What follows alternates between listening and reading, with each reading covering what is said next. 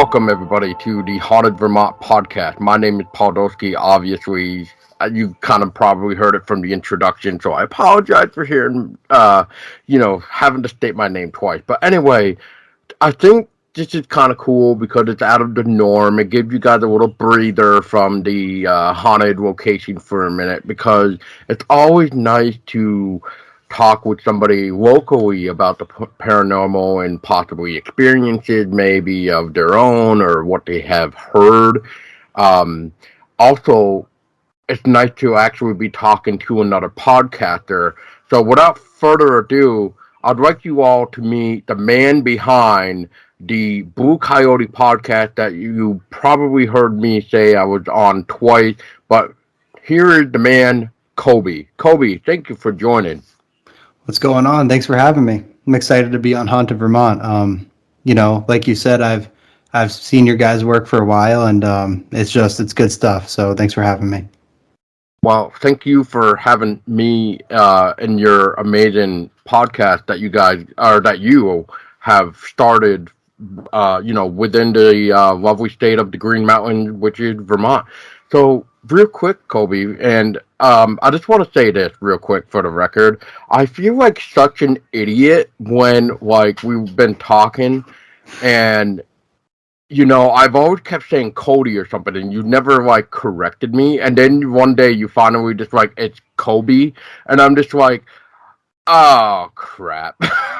Yeah, no, it's no worries, man. I wasn't sure because some people kind of drop the L based on how they're pronouncing it, but after a while I was like, no, he's definitely saying Cody. But I definitely was, but I think it's also because I thought I saw somebody else call you Cody, and I've never actually seen you actually type out your name, so it was just I'm just gonna go by what I've heard and seen, so I'm hoping I'm saying it right. He hadn't corrected me yet, and then I get corrected, and I feel such a douche afterward. But anyway, Kolby, I will never forget your name again. Don't you worry. Hey, it's all good, man. Shit happens, A lot of us just go by, like you're saying, it's the Blue Coyote is, a lot of us just kind of go by our handle or our brand. So shit happens. Exactly.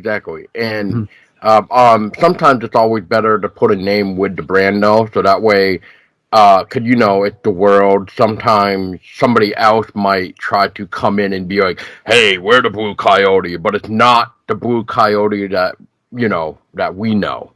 I would know. So it's like, hey, dude, what's going on here? So that's a good point. Yep. Yeah.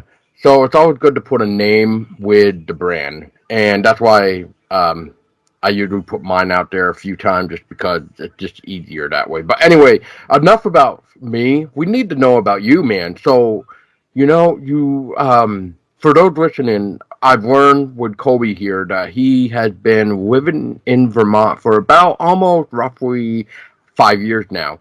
And within the 5 years, he started the Blue Coyote podcast, and he been searching and supporting a lot of people too, but like I said, I should shut the hell up and let Kolby here explain it. So Kolby, please explain to me, what is the Blue Coyote podcast, and what made you want to even start a podcast to begin with? Right on, man. So the Blue Coyote, obviously that's my podcast. That's the name for it. But it's also, it's more of a brand as well, I guess you could say. This, it all started originally what brought me to Vermont in the first place. Let's start there. Was I was going to school up here studying music. Music was kind of my first step into that creative realm. And so I studied it for a year, and then I moved to Putney, Vermont with my girlfriend Maya. And after a while of pursuing, I was in hip hop mostly. That's where it all started. Like I said, writing songs, recording them, putting them on YouTube. After doing that for a while and bouncing around the state, New England a little bit, just working, paying rent, and doing some shows, I kind of took a step back from all of that, and really kind of reflected on life. A lot of what you'll hear on the Blue Coyote, I tie in a lot of spirituality to the podcast, and that's really what's guided me throughout everything, and naturally that connects to what Paul and I get into with the paranormal.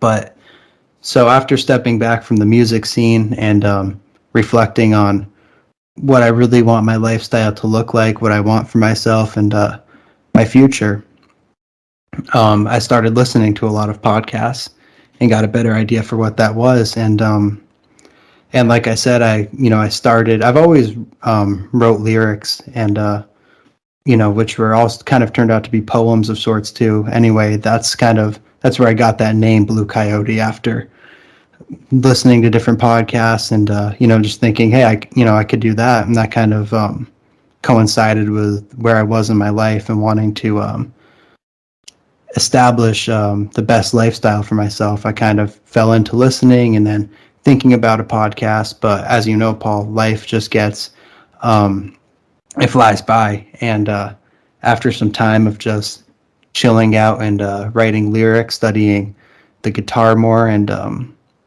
thinking about different ideas for a podcast, this things in the world kind of up and changed, and that kind of raised some red flags in myself, which ultimately lit a fire under my ass to get the podcast going. And like I said, I had the name Blue Coyote ready, and like I said, with the world changing, that stirred ideas back up in myself that I'd been into a long time ago. So to give you a little more of an idea of what the Blue Coyote is about, I say it's a podcast for the people. So it's a lot about being our best selves, chasing dreams, and questioning societal norms, and questioning the structure of society itself, and the group think that we find ourselves caught up in, and why there's so much laid out before us in life that we didn't choose ourselves, that was put here before us, and why we find ourselves caught up in the patterns and the and that structure of society. So that's a big part of the Blue Coyote, is asking questions and seeking our truth, and the truth from our higher self, as I mentioned, spirituality. So that's how the Blue Coyote came to be. And that's a good way of chasing your dream, isn't it, there, Kolby? I mean, there's no other way to really go after something until, as you put it, you would a fire under your ass, basically, to start it and everything else. And it's always nice to start to fulfill your hobby dreams, depending on how you want to look at everything. Like for me, podcasting first started for me as a hobby, and then as it went on, it was just like, well, it's actually kind of cool to hear everybody's different experiences, whether you relate to it or not. But it also, like with you and me, since we've had the pleasure of talking on 2 episodes now, I've actually learned a little bit more with just by the way we interact with each other on your episode, as like with Meeting the Dead, the latest one that we just did for the Halloween special. We kind of went back and forth with each other. You mentioned about the moon, why the moon does this specific thing, which I had no idea about. I opened up your mind a little bit with how I don't know, I forget exactly which one it was, but it was like either how ghosts walk through walls or mirrors and this and that. Like Residual hauntings, I think, was part of that too. yeah, and it just like there's so much cool things you can learn. And I've always been known to say, like, well, I don't know about this type of phrase all the time, but then there's days where I kind of agree with the term, even if we had to switch it up. But it's the whole, like, you learn something new every day, Yeah. And I feel like almost in a way it should be said. Well, every time we get together and talk, it's almost like I learn something new every time we do an episode together, you know? Absolutely. Yeah, I think bouncing ideas off of each other and challenging concepts is how we grow as people, and it's just fun. It's fun to do, and and like you said, we've been able to do it a few times. And I also thought of when you said in the beginning, for you it was a hobby. Something that I've like as I mentioned, I'm a bit of a dreamer, you could say, and I've had to. So I get these ideas, and I put a lot into them. And something that I've had to learn along the way is, while we want to take what we do seriously, it has to be fun. And so you do, in a sense, have to treat podcasting or whatever your passion is as a hobby. You can't lose that aspect of it because I was like, putting so much pressure on yourself, wanting to get a return right away can get discouraging, and also you just lose the essence of what's enjoyable about it in the first place. So I just wanted to add that as well. I completely 100% agree with you there. Sometimes when you do too much of it, though, it kind of gets to be overwhelmed, and that's where life comes into play, as I think you were trying to say earlier, where it can get hectic at times, and you just don't feel like you're at your best, so you got to put things on hold. And that's what I feel had been going on with me. As I mentioned, I believe in your podcast, that I'm actually putting my other one on hold just so I could revive this one, because I just felt it was time to try to bring this one back from the dead and let the other one just sit down for a little bit to reevaluate how I maybe want to counter react to that one to make it better than what I think it would uh, turning it out to be, per se. And that gets hard too, right? Because I'm assuming, like with you, you get those people that want to come on your show, then they gotta get rescheduled, or they forget, or not to put you on the spot, but I've done it too, where like I say I'm gonna record somebody, come to find out I did not even record it, so now I have to try to reschedule with the person, and sometimes you might have to even throw that episode under the bus, because sometimes the person's schedule might be too hectic now that you just can't get that specific person back. Yeah, like you said, things just they move around a lot, or they can. Yeah, it definitely takes a lot of planning. Some of us, like, I find myself working in like bursts, you could say. Like, I kind of, you said you can relate to this, like things kind of you get thrown off, life. I mean, just honestly, like, life comes at you sometimes, and you can find yourself in a funk. Then you get out of it and you go hard for a little bit, and then things catch up to you again. And like you were saying, I just found myself just burnt out that one day for the reschedule, and I was like, this is not going to be my best podcast. So it takes planning, and you got to be patient with things sometimes. I think that's a smart move to have these different seeds planted with your brand, and if one's kind of, If one is falling one's out of coming up, place, yeah, you can go to the other. yeah. And that's what I think is awesome. Like, I've met some great people with my horror podcast, and I've been on other horror podcasts just to have fun. We used to do roundtables, and we used to just have a good time. And then life came into play with a lot of us, and it definitely set back quite a few people where they don't really do much of a podcasting anymore like they used to. It was almost every other weekend we would get together just to record a roundtable on whatever it was we were talking about. So it was really fun, and it's just a shame that life has to sometimes ruin the good moments, or like the moment that we enjoy the most of hanging out with people just to have a good time, you know? Yeah.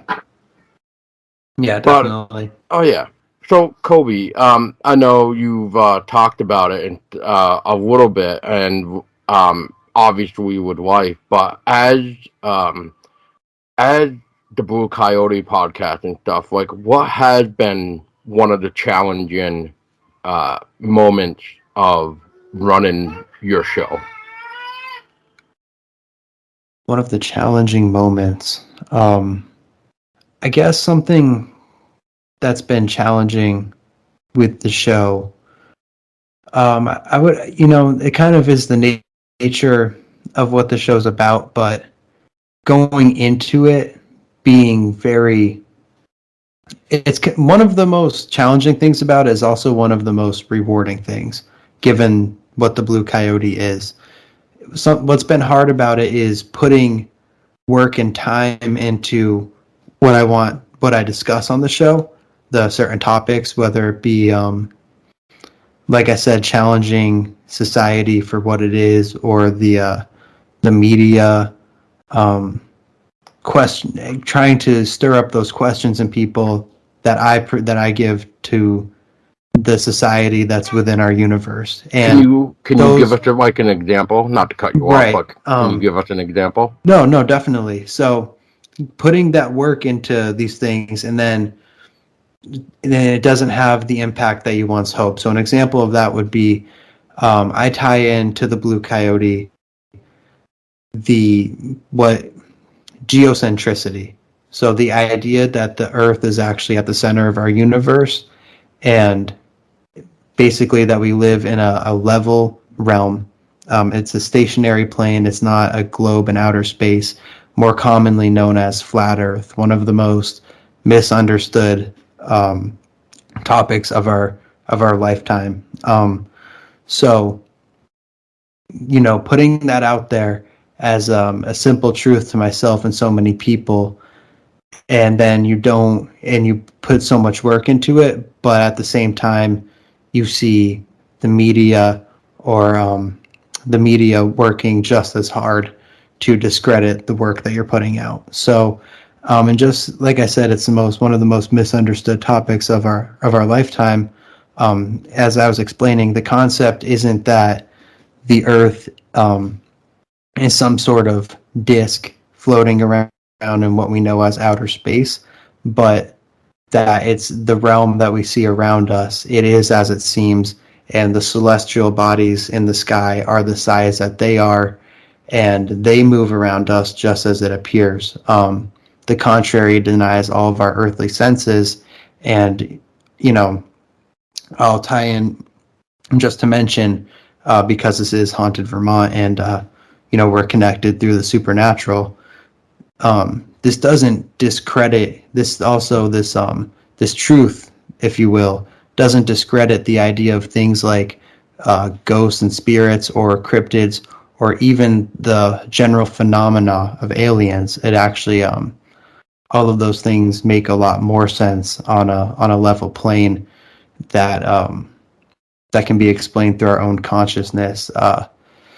It Like I was saying, it that all has to do with spirituality as well, especially the supernatural, and that has the phenomena of the supernatural, the paranormal. Our souls all have a lot more credibility on a level plane in a realm of existence, rather than they would on a spherical globe that came around by accident. The globe theory, heliocentrism. There's no room for spirituality in that model, and in that within that cosmology that tries to explain our existence and answer all the questions for us. Capital S science. That's what that is, and just like I only mention this because people can relate to it. Any institution pretending that they have the answers, or even all of the best answers to the great questions of life, To believe in those answers is to follow religion, because many things can't be explained by a mortal man, but on an understanding where we actually are leads us down a path that will bring us much more close to having an answer to those questions than following blindly that heliocentric model that I was explaining.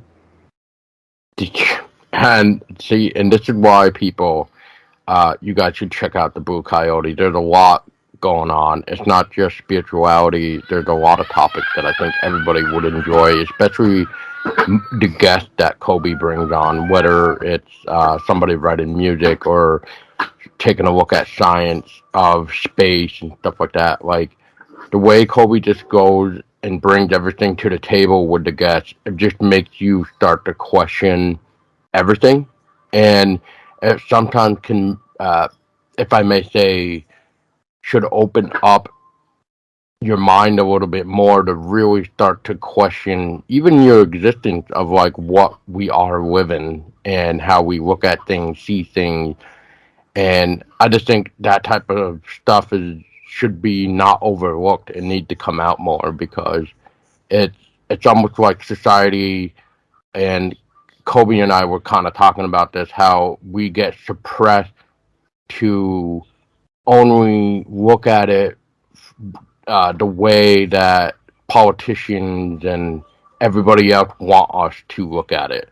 So I think Kolby brings an excellent subject to the table, and may not be professional in a way as some people might want it to be, as in like they're looking for a professor of that type of topics or subject matter, but the way Kolby is bringing it is more like, oh my god, I cannot think of the word right now. Well, if you want to ponder that for a second, I could jump in there. I like Paul saying, I think that's a good thing to touch on with everything being said. That is part of, as you were saying with the Blue Coyote, we question the norms, and as you were saying, we're kept down by these institutions and these big name within that structure of society that I was talking about. There's an expert on the matter, right? There's I don't want to say the system, but that applies. The system that we're born into of education / indoctrination and these authority figures. If our mind is caught up within that mainstream, that's why they call it's the mainstream of consciousness, right? Think of consciousness as water that flows. Energy goes where attention flows. We're all our own canal, if you will, but there's that. They want to suck your water, your energy, your focus into the mainstream. Row your boat gently down the stream, merrily, life is but a dream. And that's what I focus on. It's this place is a reflection of our consciousness. There is no institution that can answer all of these questions. We're just to think, right, as you were saying, Paul, it's not, no, I'm not a professor, and many people going into the topics that I touch, they would want to get the word of said professor.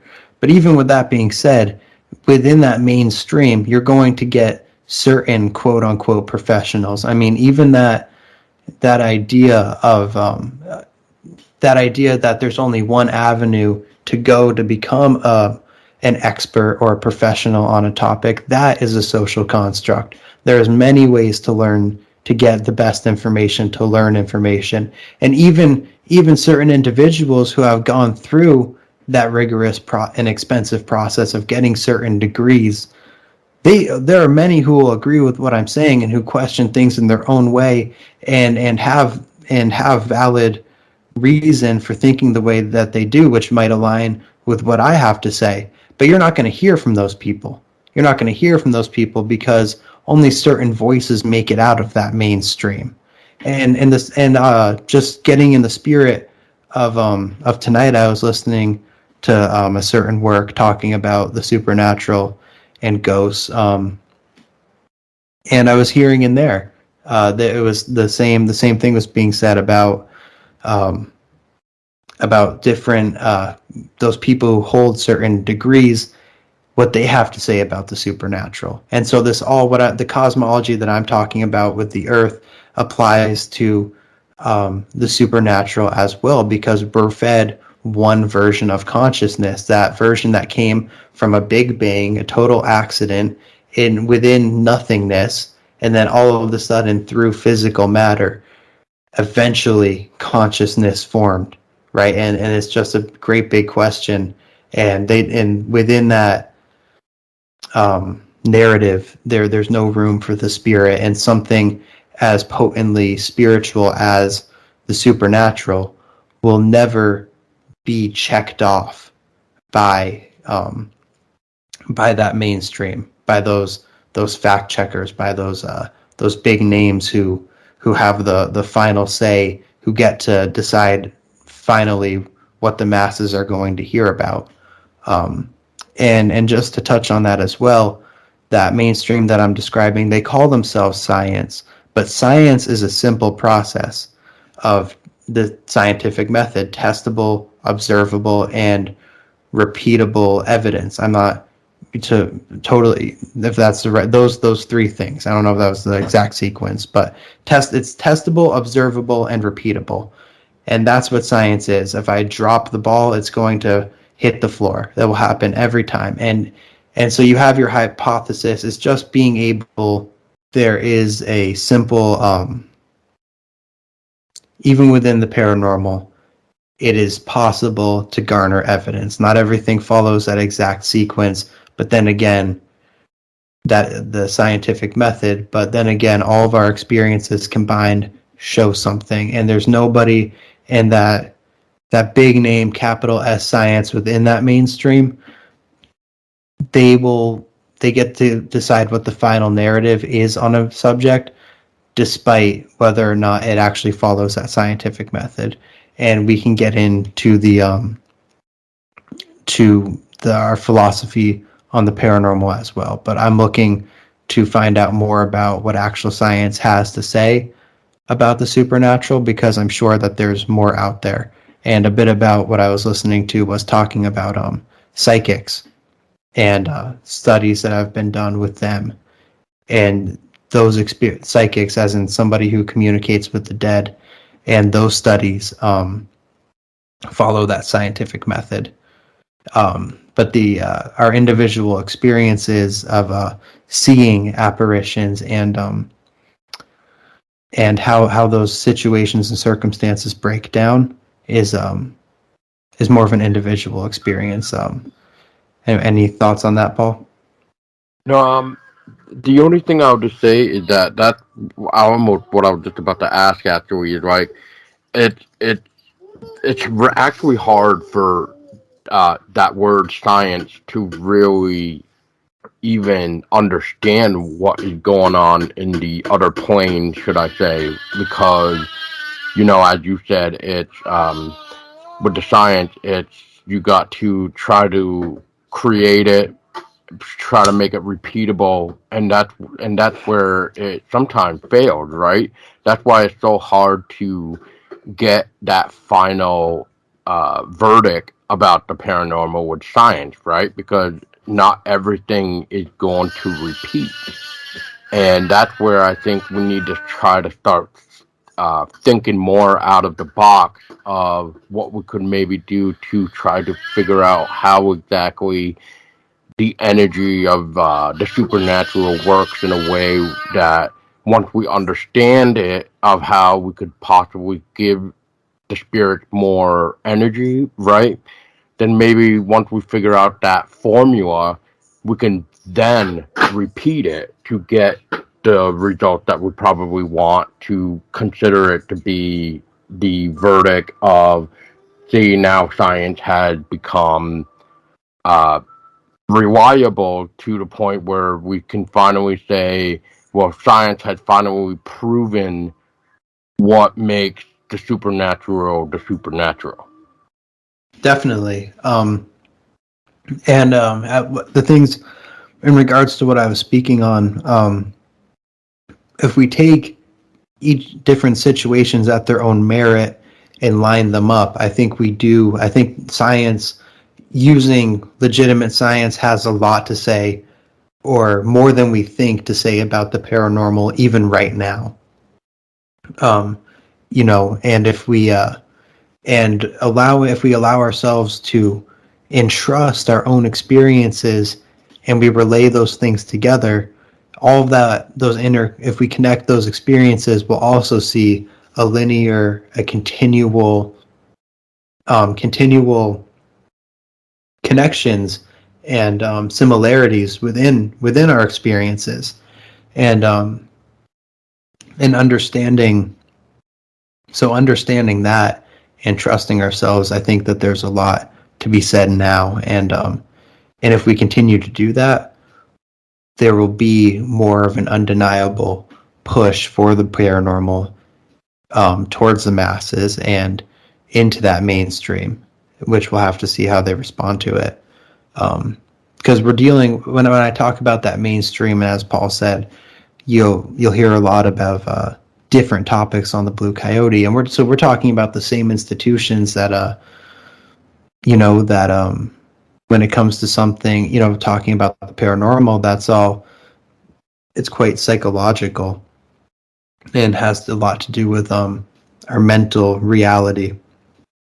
And these institutions will, just to get right into it, they'll, let's say, push drugs and pharmaceuticals and onto the masses, but we don't hear so much about how thoughts affect health and how emotions affect health, and what will actually, and because I say that because that has so much to do with the psychological and entrusting our own power and understanding the true divinity of where we are. And so ghosts, a spirit within itself, is, if you understand what I'm speaking on, how thoughts control reality, spirits make sense, right? It is that inner being, the voice within inside us, what connects to the ether around us, our emotions, our thoughts, who we are, just out of the vessel of the body. And entrusting our own thoughts and intuition, that leads right into, okay, so that energy is out, my being, my soul is out of this vessel, but maybe it still thinks it's alive. It doesn't know where to go. It's lost. It has hang-ups, or just doesn't want to leave this realm. So that energy is still recognizing itself as me if I passed on, right? So Not to just cut you off, but is that yeah, almost like you're trying to say like an outer body experience? it's exactly in an outer body experience. For all intents and purposes, you basically are a ghost in purgatory, you could say. Okay. I just wanted to clarify for some listeners that may not be Yeah. catching on, but for the Oh, okay. fact I that, didn't. Yeah. What yeah, I was but saying there. well, that's the thing, right, Colby? Like that that's sort of like what we talk about, right? We start to talk about specific things, but if you don't mention what we've been known to have heard it by, right? Like the nickname, which I had to say the outer body experience. So now people might actually be like, ah, now I see what Colby's talking about. You see? Isn't that interesting how we get that type of stuff where all we have to say is that specific phrase, and then that's where people will, it's like their brain clicks on to be like, ah, yes, that's like, with the outer body experience. We can basically see ourselves sleeping in a way, almost like a night terror with the sleep paralysis in a way. Like it's almost the same thing, but not really. So in a way, are we, like you said, are we dead and just trapped in this weird purgatory? Right. That's what I yeah, that's a good way to clarify what I was the phenomena I was talking about there. But the original point was, we were talking about the paranormal in regards to how it's recognized by the scientific community, by the institutions. Yeah, so that's, as I was saying, they just those institutions, for them to function how they do, I believe it's intentionally, or the evidence shows me that understanding and truly knowing about things such as the supernatural does not help them retain the power that they have. Fair enough. So Kobe, we've really gotten into the topic almost like we're on your show again, which is fine. It's good. I mean, don't get me wrong, I love it. But for those that are listening here, um, so tell us what really got you into the paranormal. Like what experience, show, or story, like what was the first thing that made you realize that there was something more going on in life than what meets the eye? Okay, so I always was fascinated by things as early as I can remember, by things I'd hear about, the afterlife, um, spirits, ghosts, if you will. You know, I was a big Halloween guy always, and I was fascinated by that realm. But going forward, I always, so like I said, I always was into those things, but I'd have to say, this story of the lady in white for first time listeners. When I was a kid, I was in my house. The house I grew up in is known to be haunted. My family members. I don't think anybody, before getting into that, I don't know how old I would have been when relatives started openly talking about their own experiences, but I probably had my own first, most likely, just because you get scared and you can't sleep. But anyway, with my house being a known hotspot for activity, I was in the upstairs one time. I was looking for my mom as a kid, and I went into her bedroom, and I thought that I was speaking to her. I was calling for her. I saw a woman that looked like her with the same color hair from behind, but she had a white dress on. And as I'm calling for my mom answers in a different part of the house. I thought maybe this is my sister, maybe it's her, but nope, they were both in the same room somewhere else. So I was looking at an apparition, and that was early on. I was probably 8 or 9. I tell the story in depth in the last episode Paul and I did on my show, and I have another episode dedicated to the paranormal that you'll see on my channel. But going forward with that, so I had that experience, and I don't remember thinking about that too much until I was a bit older. I obviously know what happened, and other weird things occurred around that same house.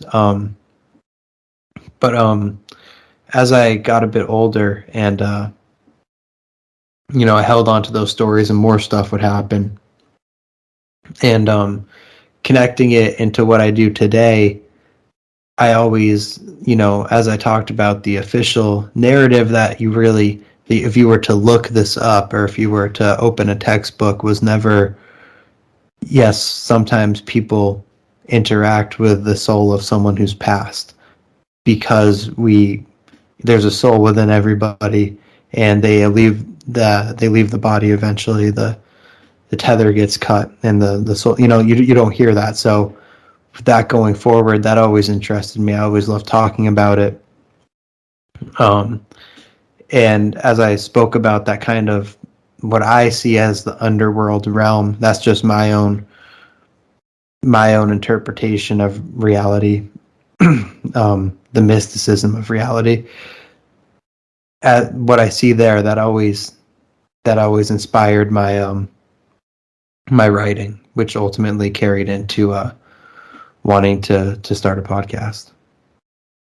The stories that I've heard you share on your show are really fascinating, and I will recommend as well to the listeners that after this is done, please go check out the last episode that Kolby and I did called Meeting the Dead. That definitely took a more in-depth look at the stories that we share of what went on, and we were looking at it in different formats. And what I mean by that is like Kolby was mentioning a fireman story is what I'm gonna say, and within that, I was noticing it sounded like this story had a residual haunting mixed with a intelligent haunting. And we pointed out a couple more things as well, and we kind of rode with that. So that's why I'm saying, please go check it out.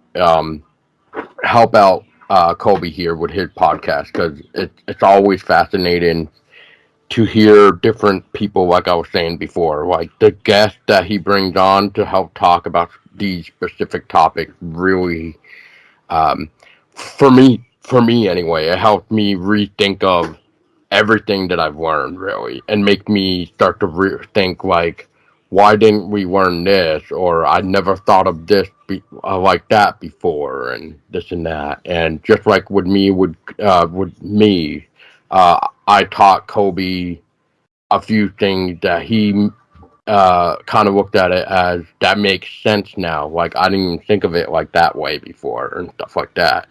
So it's always nice to get some fresh voices as to what other people reflect on these specific topics. But um, so to move forward, Kolby, is like with haunted Vermont and stuff.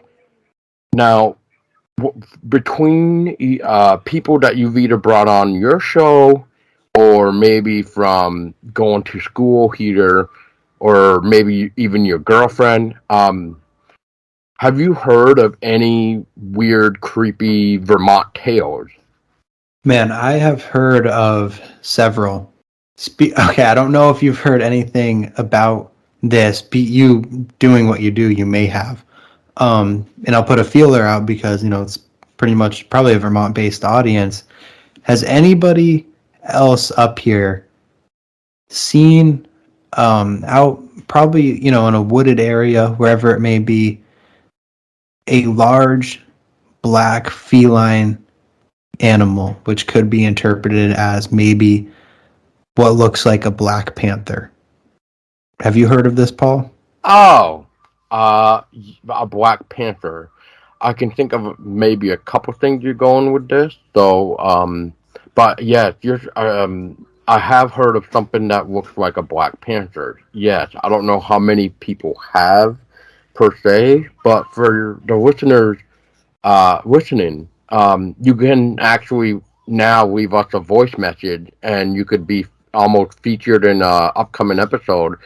So if anybody has heard about this Black Panther theory that I sort of heard about, and maybe somebody else who's listening might know a little bit more, that would be great to share. But as for you, Kolby, I haven't heard too much about it. I just heard that I don't know if it's anything like what you're about to say, which is like people have seen this strange feline creature that um looks like a Black Panther, but it also walks on two legs. I don't know if that's what you were going with, but before I even continue anymore, I'd like to hear more about what you've heard about this Black Panther. All right, yeah. It's not my experience. Someone told me about it. But from what they said, they saw it crossing the road.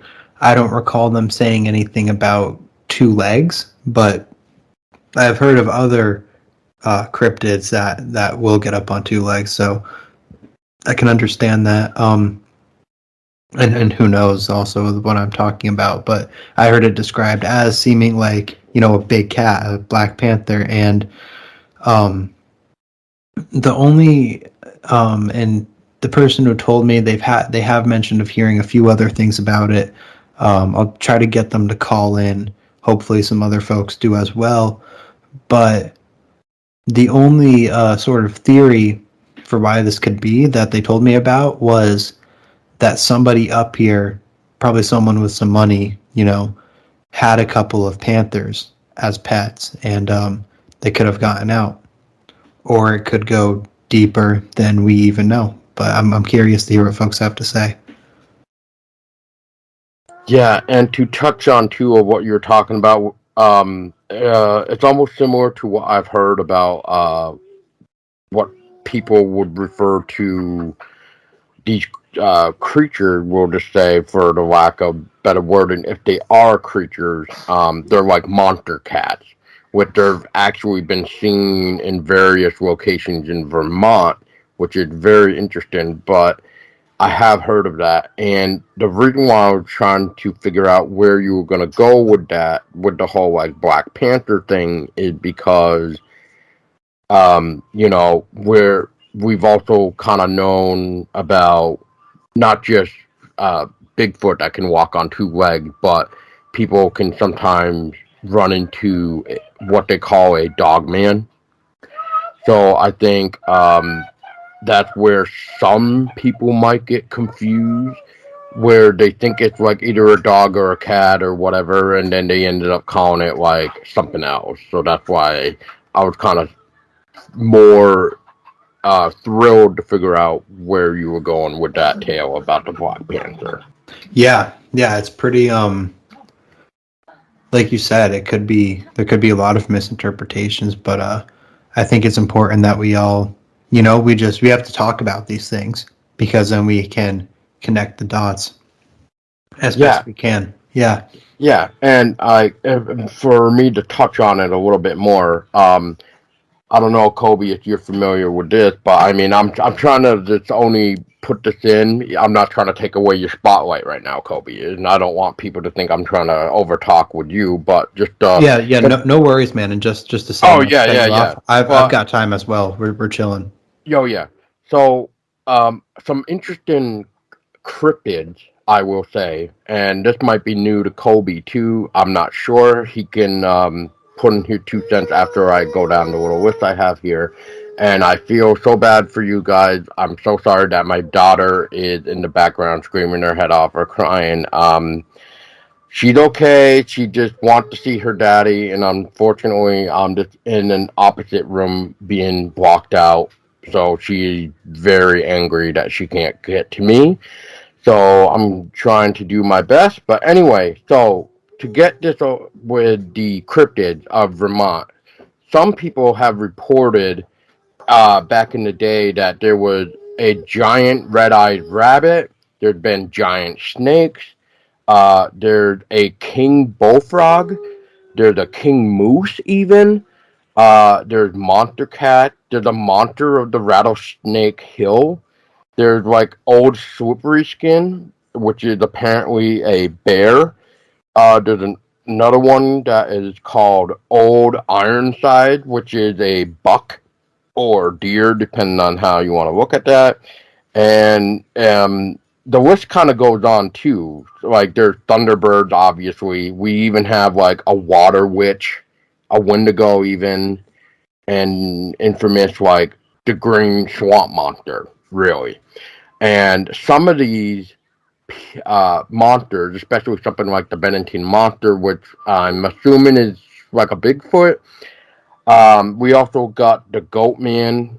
We got the infamous Vermont Pigman that nobody really talks about as well. But that's just some other type of animals that have also been supposedly sighted in Vermont. And I'm only saying that because it's been a long time since I've even heard of any of those sightings.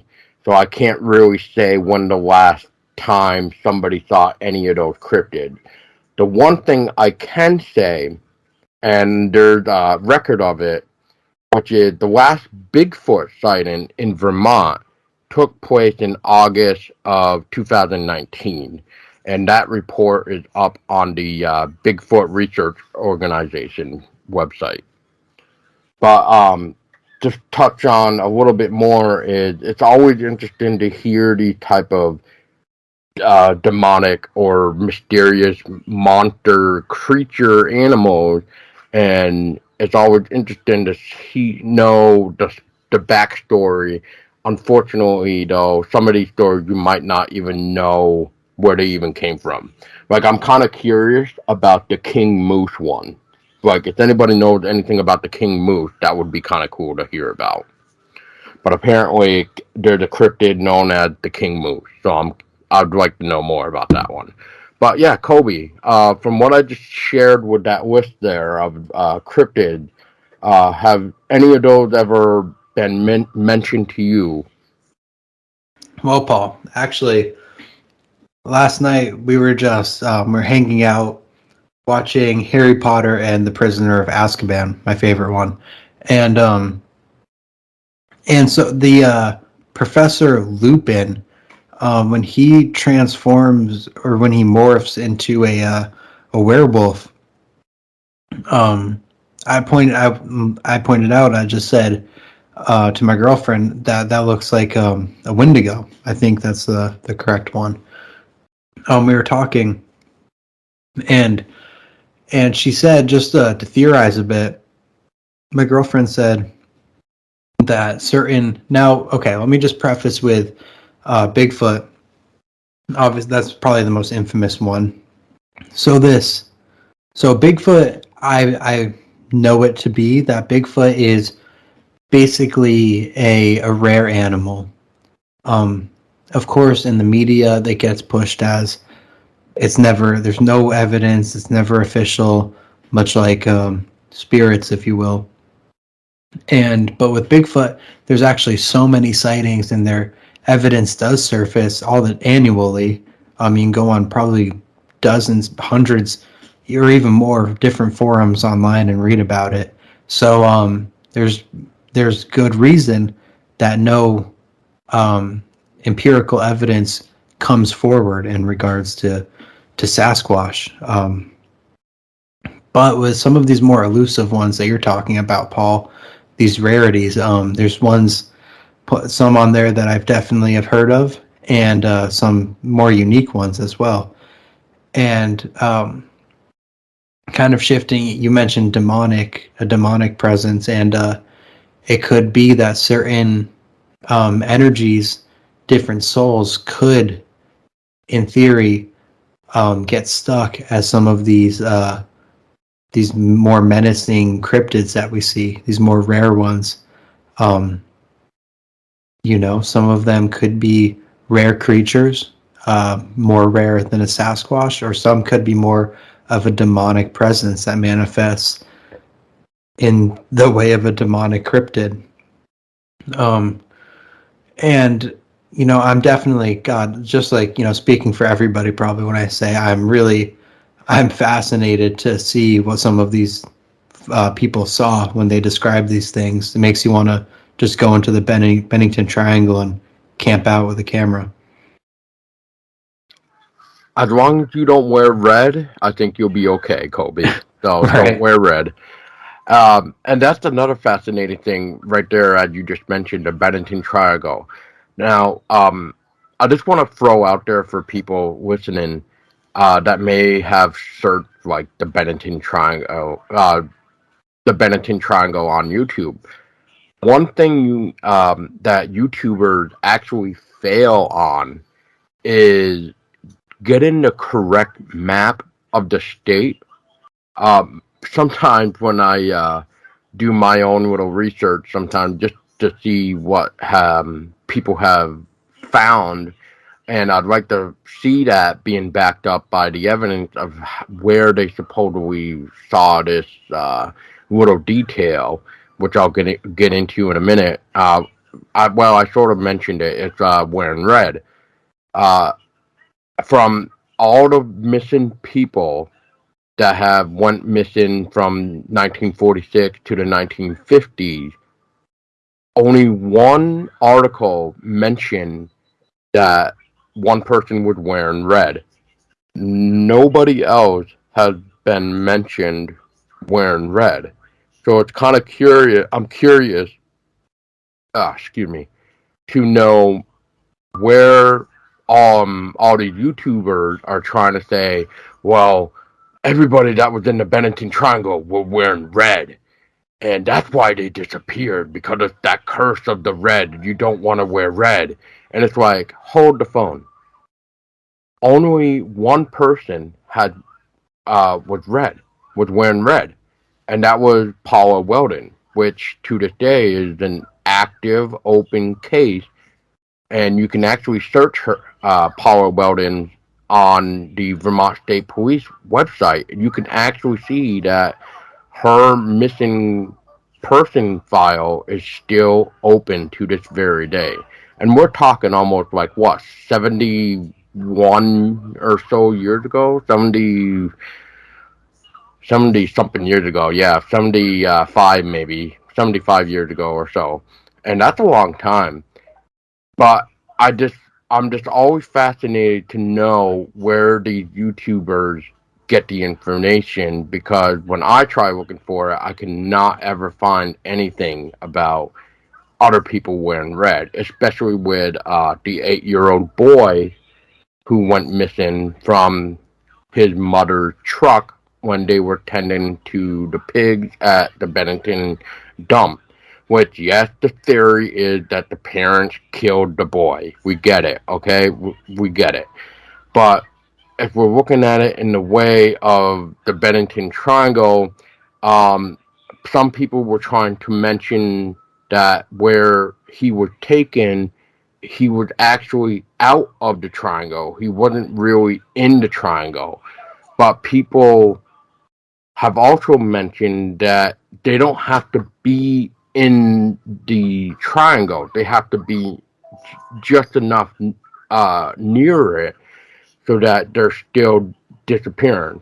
Especially like I'm brain farting on the person's name, but there was a guy that was riding the Bennington bus who was trying to leave to go back from visiting relatives or something like that, or going to visit relatives, and he vanished from the bus, and the only thing that was left was his suitcase and bag that he had with him.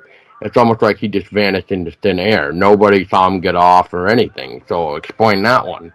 And that technically wasn't really inside the triangle. So what happened there? Was it just enough near the triangle that whatever happened basically made him vanish out of thin air?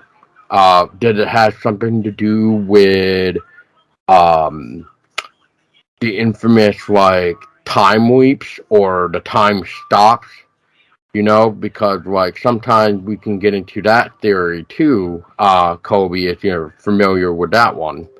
Like the time leaps and the lost time where, we could look at our watch and it would say this one time, and then we look at it again and notice, you know, it's now 5 hours later than what it should have been. It's almost like we just lost time and we don't remember what happened from the previous 5 hours. So what did happen? It's kind of interesting to hear all these different theories. Oh yeah, man. I don't have a definitive theory of my own on the topic per se, but man, I've been hearing a lot of really interesting stuff in regards to time. I'll just say my own speculation would be in a within nature, a densely forested area like the Bennington Triangle or the national park. I think the certain magic of the universe is really strong. It could magic can happen anywhere. Phenomena can happen anywhere, but we hear a lot of these stories, and so just to touch on time, and it makes me what you're talking about makes me think of what I've heard from people, these national park stories, or these hikers, these forest ranger stories, where they, like you're saying, I'm not sure if this is what you're talking about specifically, but it definitely makes me think about these stories where people will be in the woods and they'll get lost, right? They just stray off from the group, like they're not sure, like they're going to take a leak or whatever, and they come back, they get a bit disoriented, and they come back, and everybody's like, "What the hell happened? You've been gone for 3 days." Or they make their way back to wherever, and everybody's like, "We've been looking for you. You've been lost." Um, and then yeah, man. So there's probably that sort of phenomena going on in the Bennington Triangle, but to hear about that guy who was physically on the bus and then vanishing, that's a different. I don't. That's a crazy rabbit hole that we can only begin to speculate on. Exactly, and just for the record, Kobe, what you're mentioning is exactly what I was talking about. Anyway, so you hit the button right on with that. So, it's almost like another example would be like go watch the Blair Witch Project, right? That has the sense of time where it's always nighttime within the movie at some point. It's like it never goes back to seeing the daylight until the witch of the wood gets them or possesses them or whatever, depending on which film you're watching. But that's basically what I'm talking about. It's almost like you stepped into a different reality, which is no longer the reality that you know of. And now I'm trying to find Kolby because Kolby wanted to take a week, and now he's gone and missing for 3 days. And then finally, for whatever was keeping him in the other reality, decided to let him go. Which, unfortunately, as we sometimes hear to touch on what Kolby was saying with national parks and stuff, we always don't get so lucky, right, Kolby? We hear about the people that go hiking or even just go out hunting and they are never seen from again. And the best parts are the search teams, the search parties are out. They search the entire area, and then let's just say, for the example here, that 10 days later, that person's backpack is found right next to his shoes or something. And it's like, wait a minute, I just checked that area. How come now the backpack and shoes just all of a sudden turned up? So, did somebody plant them there? Which would make it go into, were they murdered? Or was there something more going on? So that once, let's just say for the sake that the universe is trying to play a trick on us, now that the universe knows that we're trying to find this person, it's like, oh crap, we've been caught. We need to, we need to give something back, you know? Yeah, yeah, definitely. It's and there's so, just to drive home the point, there are many, many stories like this. Especially, I mean, with what I was talking about with people reappearing, and with what Paul's saying, yeah, evidence, bits of evidence come up, and to tie in the, of course, there's so many variables. I have something I want to bring back up after, try not to forget, but I just wanted to relay a bit of personal experience. I don't have any notable cryptid experiences, but when we talk about nature, and earlier I was using the word ether to describe when I was talking about out of body experiences, or what somebody death could be like. But anyway, to get back on track, um, oh yeah, to relay personal experience, I and how the world around us can play a role in these things, or some sort of supernatural entity connected to that can play a role in these things. In our last episode, I talked about encountering an apparition out of the house. right, when I was walking somewhere. And not to give any spoilers, but during that experience, the road that I was on became very quiet right before that experience happened. So I can, when hearing these stories, I can kind of understand how these people can be led astray, how you could get wrapped up into a Blair Witch type of situation because there is magic all around us and your perception is your perception, just like your life is your life. So, um, just to relate that. But going forth, if I may, Paul, talking about these situations and more less metaphysical theories that could happen. I was thinking of our area in the Bennington Triangle. Um, my mind's racing, and I started thinking about the Connecticut River Valley killer. Not to be morbid, but what I'm just curious what you know about that situation or any theories revolving around human suspects. No, as far as I know, no. However, though, since we did bring up serial killers, um, this will be touched on in a future episode, actually, of the Haunted Vermont for season 3. But there was once a college. I don't want to say the name right now because that would definitely give away the episode that we have planned. But there was once upon a time where a college here in Vermont supposedly taught a serial killer here right before the world knew who he was. Let's just put it that way. But as for the Bennington Triangle, what I find funny about the Bennington Triangle is that there hadn't really been any sort of disappearances until since the 1950s, and then it's just been quiet, which is very odd. So that's what becomes a whole new theory, where it's like, well, have all these actually, well, this might fall into what you're saying.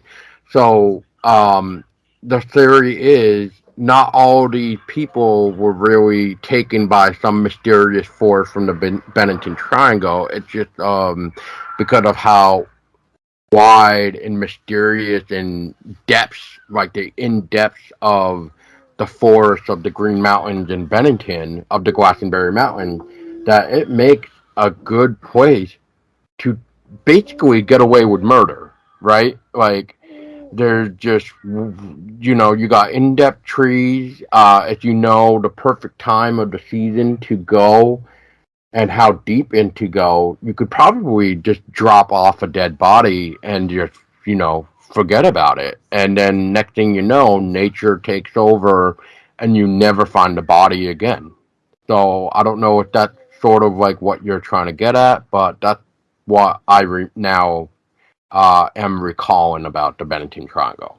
Yeah, that's exactly what I was saying. When you're dealing with situations like this, I'd also throw maybe some sort of occult, or it could even be, I'd throw the government's hat in that ring too, man. Some sort of Montauk-esque thing going on out in the woods up here. The That's black something I suited took. men, like the black suited men in black, Yeah, basically. yeah, exactly. And Right, doing and just who to knows touch what. on that, just a little bit, which is like we were talking about Bigfoot, right? And the evidence that you were talking about, like there's evidence out there, and there's reports about people finding the Bigfoot, but it's so non-public, right? Because they don't want to publicly say like, hey, there's Bigfoot in the woods, watch out because you could come across one and may have a bad experience, or you might have a good one depending on what you do. and I wouldn't recommend trying to interact with one because most of the time, from what I hear, if you try to do something that you're not familiar with doing, you might just become the next target to be ripped to thread from a Bigfoot, which we hear the stories about that too. And sometimes they do the bluff charges. So I guess what I'm trying to get at now is like, uh, just for the sake of the example, Kolby and I might be in the woods. We might experience a Bigfoot encounter. Now, when we go home, we don't tell anybody. But then all of a sudden, we get these strange people in black cars and black suits, and which are known as the Men in Black, basically, that come knocking on our door, and they threaten us that if we go public with our story, this and this is going to happen. But then it's like, how the hell do they even know that we had a Bigfoot encounter? That's where the theories come into play that the Men in Black have something to do with uh, extraterrestrials, where there's it's almost like the whole other theory now where Bigfoot can basically step into a portal and be somewhere else, right? And then aliens and Bigfoot basically connect with each other because the UFO dropped off the Bigfoot and blah blah blah. Oh my God, there's so many weird theories about that as well. But just to throw it out there, the point was the Men in Black people just might not even be part of the government, even though they're saying they're part of the government. I mean, that's interesting. It's definitely, I can concur with the Men in Black part, and the fact that they would swoop in to take your evidence, and keep that from the public. The Discovery Channel will still do a show about Bigfoot and make their money, but they'll never solidify the topic as true. And just to bring back what I was talking about before, you brought up extraterrestrials, and and of course we're talking about Bigfoot. Now, from what I'm talking with the cosmology of the Earth, with it being a level plane, in this realm of existence, as I said, that doesn't rule out the general idea of extraterrestrials or Bigfoot, but what it does open up is, with this being an expansive plane, there's more land here. Outer space would be the outer space around us. If we're kept to this one area, there's more around us. I know it might be hard to grab without some sort of visual, but I'm doing my best. And so these Bigfoot are here, right? But they're a high. They very well could be a higher level being like us. Okay, so these Bigfoot are here. These extraterrestrials are here. They're from farther away. They don't live where we live like some of these Sasquatch do. And they're not. I'm not going to get off on a side tangent, but so they're from here as well. And these Bigfoot could know if they're on a level of mental capacity like humans, they could very well be a connective link to us and the rest of what else is here, right? That could also be great reason for why we sometimes see these cryptids, right? Why we don't just see, to use New England as an example, it's not just squirrels and black bear and deer and what live here already. Sometimes other things show up, and there's nothing new under the sun. All right, there's nothing new under the sun. So they feed us this idea that these extraterrestrial beings, who maybe, I don't know if they have, maybe they have ships, maybe they don't, but we're fed the idea that they come from way out in this black expanse where they say our finite place of existence exists, and then they dropped off the Bigfoot, and it's part of that control system that we're discussing to lie to us about where we are. And so that's why we get, there's definitely with what you're saying, Paul, it's not your theory, it's what, just what you're bringing up. So the Men Well, in it's like Black. the ridiculed, right? We get stunned by that, right? Because we don't want to publicly come out because we're gonna get ridiculed by what we see and what we saw. Not to interrupt you. No worries. I was just, yeah, that's exactly that official narrative that we're afraid to stray away from. So with what you're saying, yeah, the Men in Black, people, we pick bits, and what I personally know, I'm all about, and just to clarify, I think it's important to clarify what you're saying for sure, and what you're using evidence, or using, or making, what you're making when you're speaking on an educated theory, or when you're saying what you definitely know. What I definitely know is that we live on a level plane of existence, in a realm, right? But and I know, so then there's evidence for these extraterrestrial beings that could come down from a higher plane, or far away, from a different dimension, if you will, or from far away on the plane. And there's evidence that these Sasquatch are here. But originally but then the Men in Black as well. I know for sure that there are topics that get censored, that will never get mainstream credibility. I also know that to be absolutely true.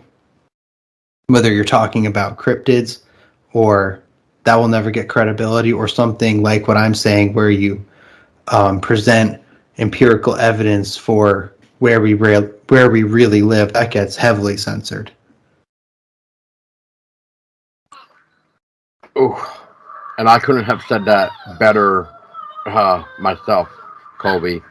So Colby, real quick before we wrap things up, because I am, we could, that's the thing about this, right? There's so much we could get into, just for you and I, just to like just go back and forth on. But some people might not see things and hear things the way we want to see it. So everybody has their own different opinions, and they look at this the way they this way. And one thing I think that would be interesting to uh, touch on before we wrap it up is sometimes we hear people say, well, you might have had an experience, but I have never had an experience. So I can't technically say I'm a true believer, which, that's where the skeptics can come into play as well, where it's like, back on the topic of cryptid with Bigfoot and like the Loch Ness Monster, especially here where we are known to have Champ, right? I'm a skeptic when it comes to Bigfoot and Champ because I personally have never seen one. I mean, I may have come across some sounds like tree knocks or whatever, but that falls back onto, well, that could just be somebody banging on a tree, impersonating a Bigfoot just to kind of get some credibility. And now within the news, they're trying to say that the Patty film footage that we all know of that Bigfoot is supposedly now a guy in a costume, which I cannot see that being a guy in a costume. Not with the way it moved or anything. And if that's a costume, that's gonna be like the best costume in the world that uh, had to have been somewhere close to like $1 million. Because it's just way too realistic. You can see the body move from that film and stuff. But I guess but I guess what I'm trying to say is like, you know have you had anybody say like, "Hey, I appreciate that you've had paranormal experiences. However, it's hard to for this person. I'm just going to say myself, just for the example, that I'm that person that it's hard for me to believe in the paranormal when I personally have not had my own experiences." So, how do you look at that type of subject matter where some people can experience things that other people cannot? Yeah, that's something I have conversations like that often. Well, what I would first say is no matter, I think, so life itself is an experience. And to somebody personally, it's a funny thing to me to be sharing this experience with others and to have them relate to you a part of their experience, right? They saw an apparition. They have a supernatural, a paranormal experience, something outside of the norm. I don't need to anyway. Um, sorry, man, I'm just gathering my thoughts. We'll make a cut right there. I'm gonna take that back. So, when I say to somebody who life itself is an experience, and to I think it's a funny thing to be a part of this experience, but to discount someone else's paranormal or supernatural experience because and so what I would say to somebody, to a skeptic like that, I'd ask them to try to define to themselves what it means to be alive, what the experience of life means to them.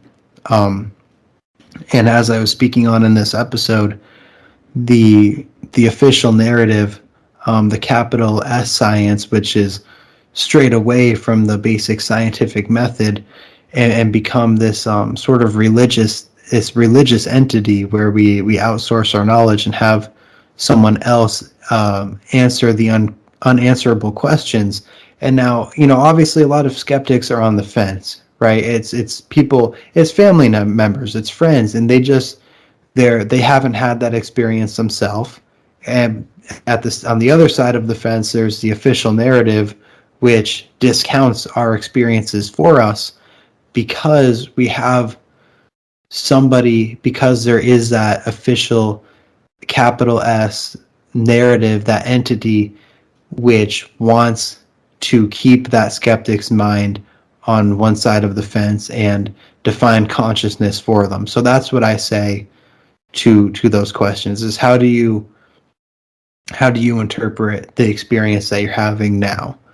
Do you have thoughts? That's a vibrational frequency.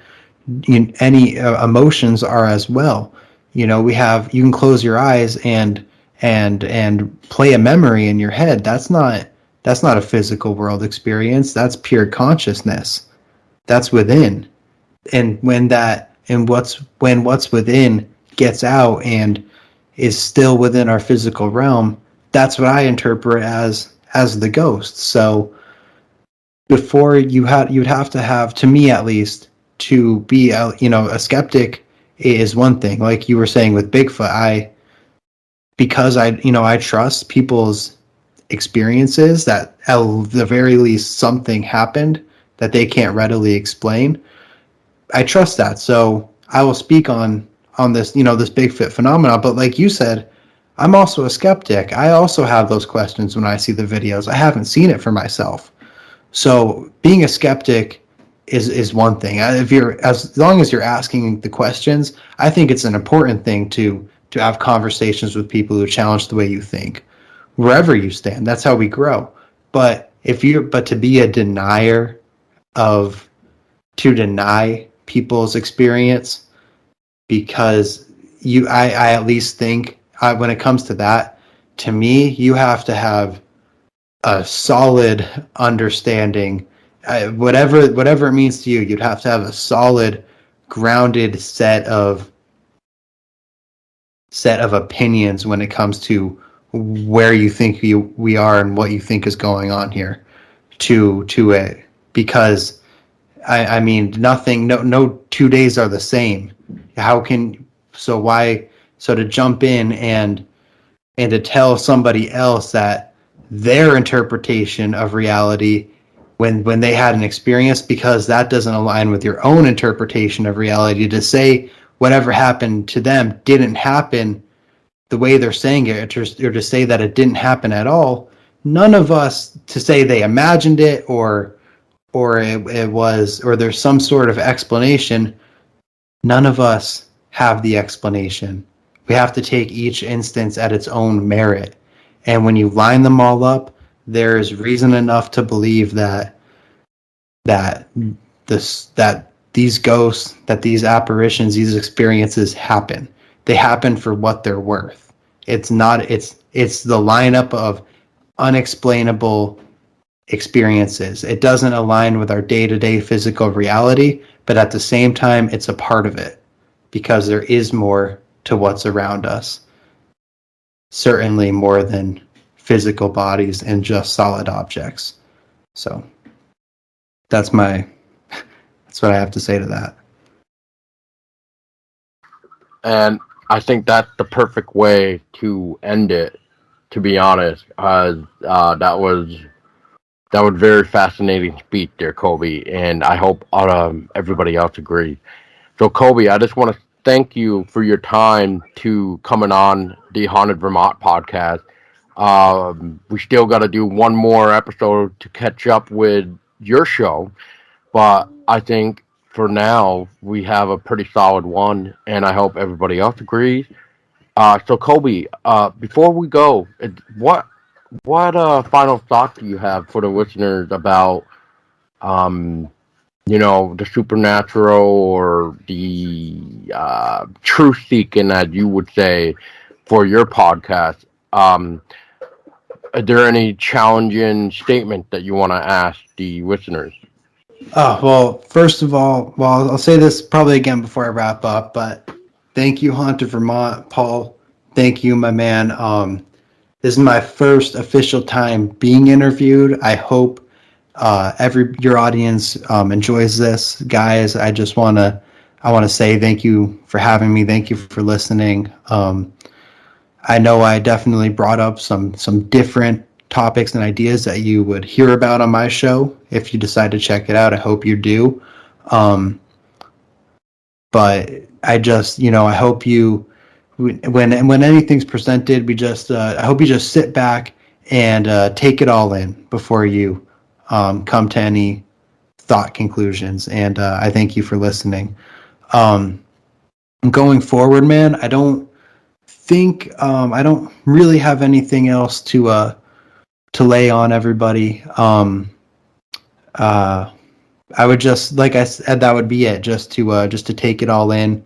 We'll start there. The supernatural and the cosmology of our Earth. I would just think about those things. What do you see around you? I know we're fed a certain narrative when it comes to where we are and what we are, but definitely think about what's going on. Think about what you see around you. There's so much more to those things, but we're gonna keep it where it is tonight. That should, at least for those who are pondering it, enough questions should be raised that you start to question that mainstream narrative that I was talking about. But the only other thing that I'll say that I want to mention, it's probably this is as good a place as any to announce it here. When it comes to my channel, and when it comes to more about my story, not so much about, on a different note, I'm going to be starting a second podcast myself. It's called Free Fall Podcast. That's going to be more of a day-to-day wellness page, if you will, just about living our best life. I'm going to share more about my story and and how I maintain how I try to maintain and go forth with things. I'm a sober guy. I don't drink alcohol. I gave that up. That's a part of my story on a different note, and I'm going to talk about that over there on Freefall Podcast. That's linked on my Blue Coyote YouTube channel. You find my music there as well on that Freefall channel. My artist name is Dean Music. Like I said, I used to, it's been a minute, but I rap a bit, I write songs, and there will be more of that coming. And on the Blue Coyote, so artists, I'm going to interview on that channel as well. That's more of a that's a lifestyle entrepreneur well-being channel. And then the Blue Coyote is this fascinating stuff that me and Paul talk about. But you'll find, like Paul said, even up until now, you'll find because of all of this, you'll find a lot of different style of interviews on my channel, podcasts, not podcasts, Spotify, Anchor, Apple, YouTube, at _Blue Coyote on Instagram. Paul, thank you for having me on, man. Hey, likewise, man. It's always fun to talk with you, and like I said, we'll have to bring you on one more time, and we'll be all caught up, right? Yeah, there we go. But I hope everybody else enjoyed, and I think what Kolby was trying to say too about when I was asking about the challenging aspect, I'll just throw this in before we end it, and I think that is the best thing you can do is every day you wake up, people question everything. And that is the show, ladies and gentlemen. Thank you, Kolby, again. And for everybody listening, thank you for so much for listening. If you're into this type of stuff, please check out the Blue Coyote Podcast. The link will be in the description. And just blare it loud and start thinking of every possibility and reach out to Kolby if you have an experience or you want to share something that Kolby talks about. Otherwise, if you guys had a paranormal experience, drop us a voice message to be featured on an upcoming episode.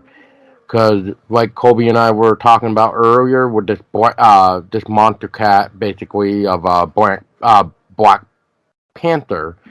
Do you know any information regarding this Black Panther myth or theory, or is it legit? Have you seen a Black Panther roaming around your neighborhood? Let us know by leaving a voice message. Link in the description of the episode. And before my tongue gets bitten off for trying to say too many syllables at once, have a good night, everybody, and question everything.